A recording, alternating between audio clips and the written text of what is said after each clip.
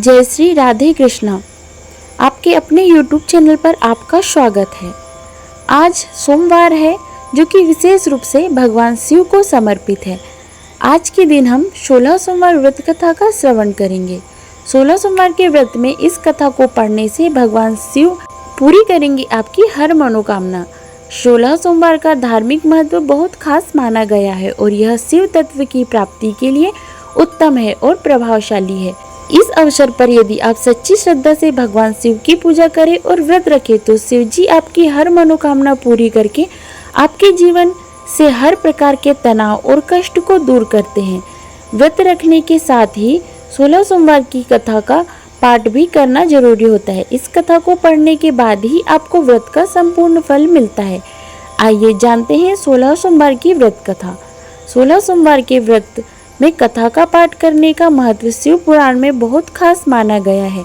मान्यता है कि जो लोग 16 सोमवार का व्रत करते हैं उसकी विधि विधान से पूजा करने के बाद व्रत कथा का पाठ जरूर करना चाहिए। भगवान शिव का सबसे पहले दूध, दही, घी, शहद और गंगा जल से अभिषेक किया जाता है और फिर विधि विधान से पूजा करने के बाद 16 सोमवार के व्रत की कथा का पाठ करने से आपका व्रत संपूर्ण माना जाता है और पूजा का शुभ फल प्राप्त होता है। तो आइए सुनते हैं 16 सोमवार व्रत कथा। मृत्यु लोक में भ्रमण करने की इच्छा करके एक समय श्री भूतनाथ भगवान भोलेनाथ माता पार्वती के साथ मृत्यु लोक में पधारे। भ्रमण करते करते दोनों विदर्भ देशांतर्गत अमरावती नाम की अति रमणीक नगरी में पहुँचे। अमरावती नगर स्वर्ग के सदृश सभी प्रकार के सुखों से परिपूर्ण थी। उसमें वहाँ के महाराज द्वारा बनवाया हुआ अति रमणीक शिव जी का मंदिर भी था। भगवान शंकर भगवती पार्वती के साथ इस मंदिर में निवास करने लगे। एक समय माता पार्वती जी भगवान भोलेनाथ को प्रसन्न देखकर बोली, हे महाराज, आज तो हम दोनों चौसर खेलेंगे। शिव जी ने प्राण प्रिया की बात को मान लिया और चौसर खेलने लगे। उसी समय मंदिर का पुजारी ब्राह्मण मंदिर में पूजा करने आया। माता पार्वती ने पुजारी से प्रश्न किया, पुजारी जी बताओ कि इस बाजी में हम दोनों में से किसकी जीत होगी। ब्राह्मण बिना विचारे जल्दी से बोल उठा कि महादेव जी की जीत होगी। थोड़ी देर में बाजी समाप्त हो गई और पार्वती जी की जीत हुई। पार्वती जी को बहुत गुस्सा आया और ब्राह्मण को झूठ बोलने के अपराध के कारण श्राप देने चली।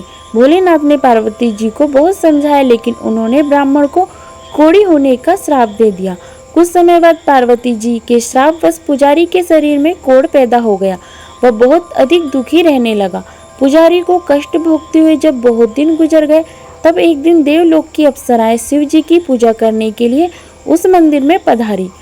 पुजारी के कोढ़ के कष्ट को देखकर उन्हें बड़ी दया आई। उन्होंने उससे रोग होने का कारण पूछा।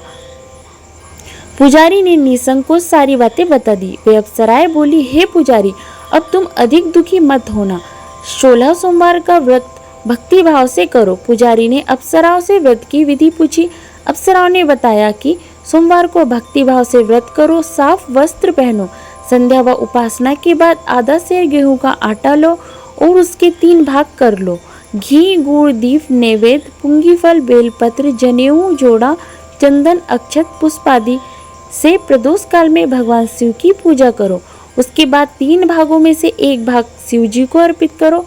बाकी 2 शिव जी का प्रसाद समझकर उपस्थित लोगों में बांट दो और आप भी प्रसाद समझकर खाओ। इस विधि से 16 सोमवार व्रत रखो। 17वें सोमवार को 5 सेर पवित्र गेहूं के आटे से बाटी बनाओ। उसमें घी और गुड़ मिलाकर चूरमा बनाओ।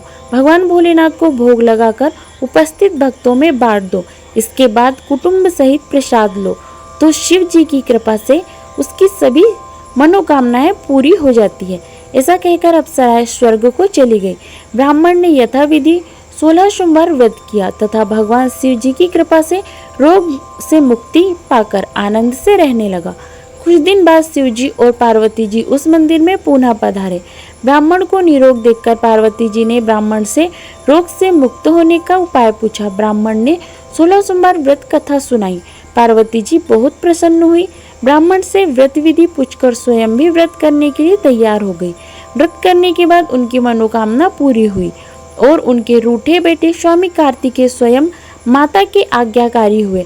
कार्तिकेय जी को अपना यह विचार परिवर्तन का रहस्य जानने की इच्छा हुई। वे माता से बोले, हे माता, आपने ऐसा कौन सा उपाय किया जिससे मेरा मन आपकी ओर आकर्षित हो गया। पार्वती जी ने वही 16 सोमवार व्रत कथा उनको सुना दी। कार्तिकेय जी ने कहा, इस व्रत को मैं भी करूंगा क्योंकि मेरा प्रिय मित्र ब्राह्मण बहुत दुखी दिल से परदेश गया है। मेरी उससे मिलने की बहुत इच्छा है। कार्तिकेय जी ने भी इस व्रत को किया और उनका प्यारा मित्र मिल गया। मित्र ने इस आकस्मिक मिलन का भेद पूछा तो कार्तिकेय जी बोले कि मित्र, हमने तुम्हारे मिलने की इच्छा करके 16 सोमवार का व्रत किया था। अब तो ब्राह्मण मित्र को अपने विवाह की चिंता हुई। उसने कार्तिकेय जी से व्रत की विधि पूछी और यथाविधि व्रत किया। व्रत के प्रभाव से जब वह किसी कार्य से विदेश गया तो वहां के राजा की लड़की का स्वयंवर था। राजा ने प्रण किया था कि जिस राजकुमार के गले में सब प्रकार से श्रृंगारित हथिनी माला डालेगी, मैं उसी के साथ अपनी प्यारी बेटी का विवाह कर दूंगा। शिव जी की कृपा से वह ब्राह्मण भी उस स्वयंवर को देखने की इच्छा से राज्यसभा में एक ओर जाकर बैठ गया। नियत समय पर हथिनी आई और उसने जयमाला उस ब्राह्मण के गले में डाल दी। राजा ने अपनी प्रतिज्ञा के अनुसार बड़ी धूमधाम से अपनी कन्या का विवाह उस ब्राह्मण के साथ कर दिया और ब्राह्मण को बहुत सा धन सम्मान देकर संतुष्ट किया। ब्राह्मण सुंदर राजकन्या पाकर सुख से जीवन व्यतीत करने लगा। एक दिन राजकन्या ने अपने पति से प्रश्न किया कि हे प्राणनाथ, आपने ऐसा कौन सा भारी पुण्य किया था जिसके प्रभाव से हथिनी ने सब राजकुमारों को छोड़कर आपको वरण किया। ब्राह्मण बोला, हे प्राण प्रिय, मैंने अपने मित्र कार्तिकेय जी के कथन अनुसार 16 सोमवार का व्रत किया था। उसके प्रभाव से मुझे तुम जैसी रूपवान पत्नी की प्राप्ति हुई। इस व्रत की महिमा सुनकर राजकन्या को बड़ी हैरत हुई। वह भी पुत्र की कामना करके इस व्रत को करने लगी। शिव जी की दया से उसके गर्भ में एक अति सुंदर, सुशील, धर्मात्मा और विद्वान पुत्र उत्पन्न हुआ। माता और पिता ने उस देव पुत्र को पाकर अधिक प्रसन्न हुए और उसका लालन पालन अच्छी प्रकार से करने लगे।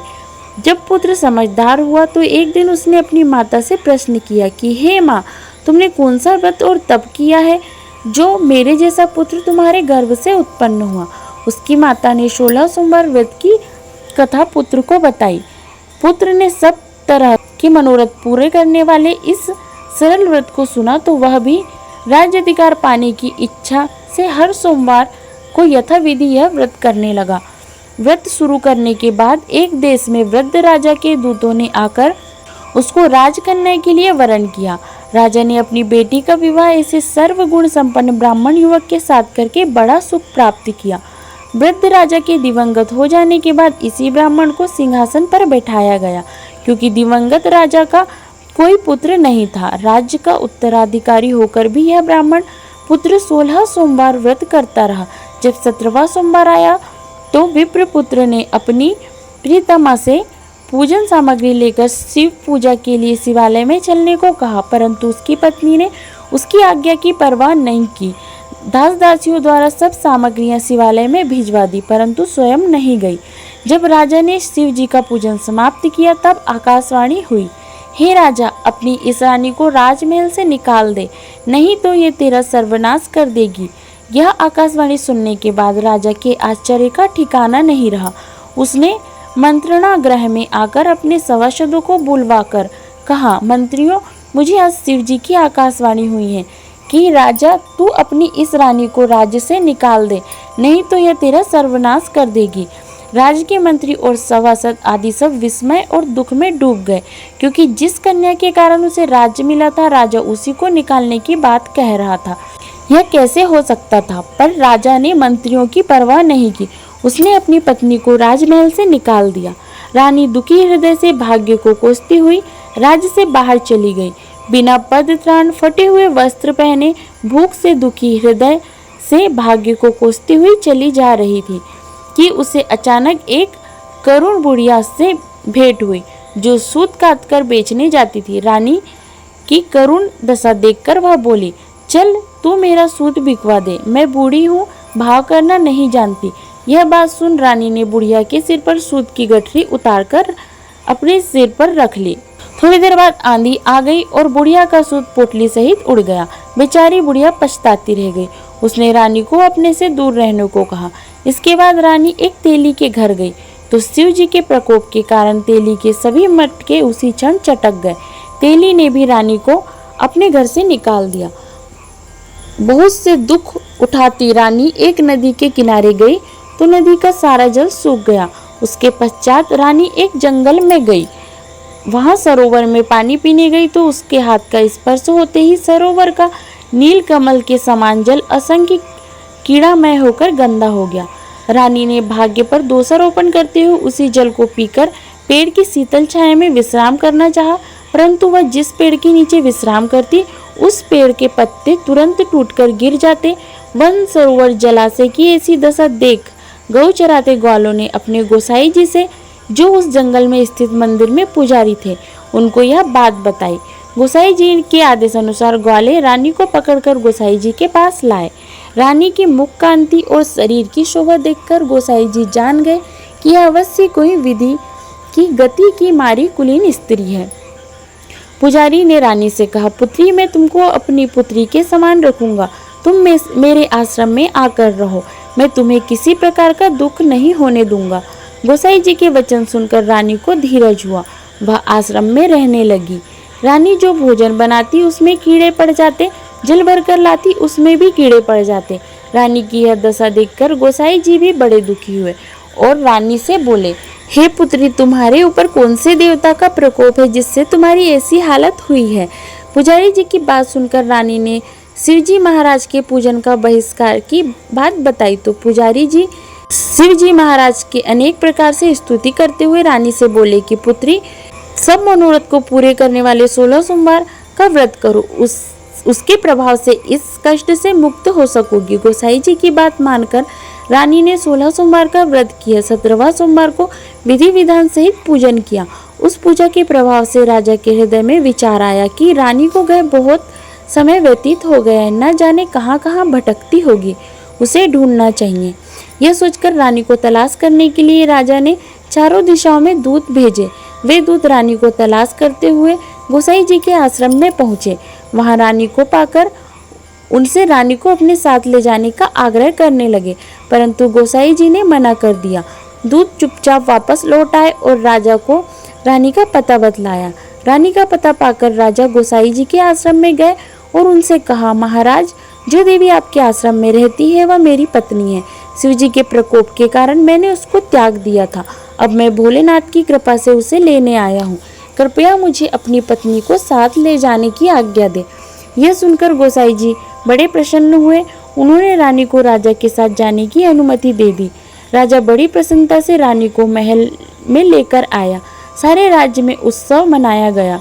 चारों तरफ प्रसन्नता की लहर दौड़ गई। सारी प्रजा ने अपनी रानी की आने की खुशियां मनाई।